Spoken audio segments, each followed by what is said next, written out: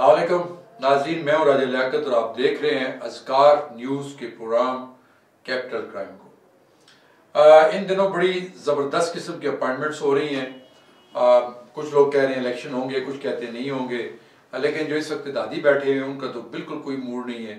हालांकि high court के orders के बाद तो उनको फौरी तौर पर ऐलान करना चाहिए था, लेकिन ये पहली बार हुआ है कि फ़ौज कह रही है जी कि हम आपको सिक्योरिटी नहीं दे सकते, और मुख्तलिफ इदारे भी ये कह रहे हैं, गवर्नर साहबान भी ये कह रहे हैं कि मुल्क के हालात ऐसे हैं जी कि इलेक्शन नहीं हो सकते। अब एक तरफ ये चीज़ और दूसरी तरफ आइन है। आइन कहते हैं कि 90 दिन के अंदर करवाएं, लेकिन पिछली मिसालें दे के कहा जा रहा है कि ऐसा हो सकता है। लेकिन मैं आऊँगा जो अभी हाल ही में 3-4 अपॉइंटमेंट्स हुई हैं उनकी तरफ।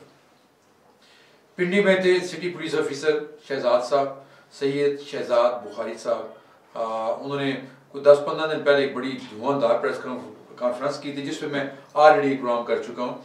उन्होंने 10 दिन के अंदर रावलपिंडी से तमाम कब्जा माफिया ख़त्म करने का दावा किया था, लेकिन वो 10 दिन अभी गुजरे नहीं थे कि उनकी ट्रांसफ़र इस्लामाबाद में हो गई है एज DIG ऑपरेशन। बड़ी अहम सीट है। हमारे दोस्त, हमारे भाई वकारुद्दीन सैयद बड़ा लंबा अरसा यहाँ पे रहे। जब तक वो रहे तो हुकूमत को महसूस नहीं हुआ कि हमें SSP ऑपरेशन भी चाहिए। अगर को आया भी तो एक आध दिन के लिए, तो SSP के इख्तियारात भी DIG के पास होते थे। अभी जो मौजूदा SSP ऑपरेशन है, मतलब जमील साहब, वो शायद 15-20 दिन के किसी कोर्स के सिलसिले में या ज़ाती मुसरफियत की वजह से जापान गए हुए हैं। और चार्ज जो है वो हमारे एक और दोस्त तनवीर मुस्तफ़ा के पास है, जो वैसे तो ट्रैफिक पुलिस में है, लेकिन चार्ज उनके पास है। अभी जो साहब यहाँ पे आए हैं शहजाद बुखारी साहब, ये उस हिसाब से हैं तो जूनियर ग्रेड के हिसाब से, लेकिन पाकिस्तान में कौन देखता है कि ग्रेड क्या है। बस काम करने वाला बंदा होना चाहिए, हाँ में हाँ मिला के करने वाला, और जो कहा जाए उससे 10 कदम आगे जाके काम करने वाला। और ये खूबी शहजाद साहब में है जो हमने देखी रावलपिंडी में रहते हुए। वो जो असल बॉसेस हैं उनके कहने पे वो बड़ा अरसा यहाँ पे रहे और उन्होंने वही काम किए जो उनको करने चाहिए थे। एक ऐसी हाउसिंग सोसाइटी जिसमें तकरीबन 1 लाख ज़मीन कनाल ज़मीन मौजूद है, हज़ारों लोग वहाँ पे अपने प्लाट ले चुके हैं, उसको टारगेट किया गया। और टारगेट किसके कहने के दिया गया कि और हमारे चौधरी मजीद साहब है जिनकी फैसल टाउन और फैसल टाउन 2 फेज़ 2 जो उसके साथ ही आ रही है। तो ये आपस की वो चैपक्लेश थी, लेकिन ज़ाहिर एक धड़ा रखना होता है। शहजाद बुखारी साहब ने फैसल टाउन वाला धड़ा रखा और बड़े बुरे तरीके से इन्होंने टारगेट किया और बताया कि 206 से ज़्यादा पर्चे उनके ऊपर दिए गए। एनीवे, अब वो आगे इस्लामाबाद, तो यहाँ भी ज़ाहिर वो टारगेट लेके आए होंगे, क्योंकि ये उन लड़कों के बड़े पसंदीदा हैं जो इस वक्त मुल्क को चला रहे हैं।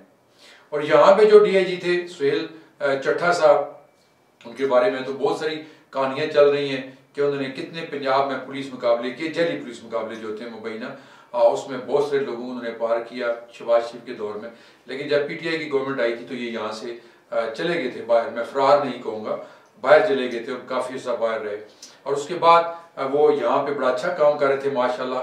वो आज़म स्वाति को उठाना हो, उनके साथ तशद्दुद करना हो, या उसके बाद फवाद चौधरी को या शेर रशीद को। लेकिन ज़ाहिर है पंजाब में भी ज़रूरत थी, और पंजाब में सबसे ज़्यादा ज़रूरत थी एंटी करप्शन में। तो उनको वहाँ से उठा के सुहेल चट्ठा को फौरी तौर पर DG एंटी करप्शन पंजाब लगा दिया गया है। और क्यास किया जा रहा है कि आने वाले दिनों में बहुत सारे मुकदमे होंगे, बहुत सारी इंक्वायरियाँ खुलेंगी। एक तरफ FIA कर रहा है नैब, तो चलो उसका तो डर निकाल दिया गया, अपने केस ख़त्म कराने थे और करवा लिए गए हैं। अब पंजाब में बहुत सारे मुकदमात दर्ज होने हैं, जो मेरा ख्याल है, देखते हैं उसमें क्या होता है। इसी तरह हैदर अशरफ साहब जो इस वक्त RPO गुजरांवाला लगाए गए हैं, उनके बारे में ये कहा गया है कि बहुत बड़े लेवल पे उन्होंने करप्शन की हुई थी, और पिछली गवर्नमेंट में वो प्रॉपर यहाँ से फरार हो गए थे। जब नून लीग की गवर्नमेंट आई थी तो फरार हो गए थे, और काफ़ी अर्सा वो फिर रहे वहाँ पे अमेरिका में। और अमेरिका में रहना कितना आसान है ये वो सब लोग जानते होंगे जिनका कभी अमेरिका जाना हुआ। मैं तो गया था 2016 में, तो मुझे पता चला कि वो कितना महंगा है सब कुछ। तो वहाँ पे जब आपकी जॉब भी ना हो, आप वहाँ के शहरी भी ना हो, तो किस तरह इतना लंबा अरसा बंदा रह सकता है, ये तो हैदर अशरफ साहब बता सकते हैं। लेकिन जैसी हुकूमत आई तो चेंज हुई, यानी कि और मुस्लिम लीग नून की हुकूमत आई तो वो फौरी तौर उनको वापस बुलाया गया, क्लीन चिट दी गई और उनको RPO गुजरांवाला लगा दिया गया।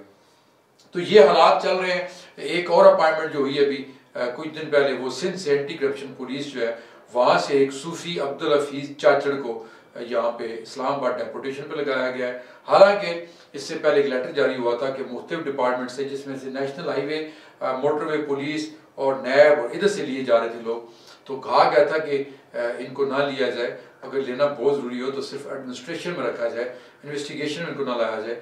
लेकिन धड़ाधड़ ये काम अभी भी जारी है, क्योंकि ये मुल्क चूँकि बगैर कानून के है, बगैर लॉ के है, बगैर आइन के है, तो यहाँ जो भी आता है वो अपनी मर्जी के कानून, अपनी मर्जी के कायदे बनाता है, खा वो इमरान खान हो, खा नवाज शरीफ हो, खा वासिफ ज़रदारी हो।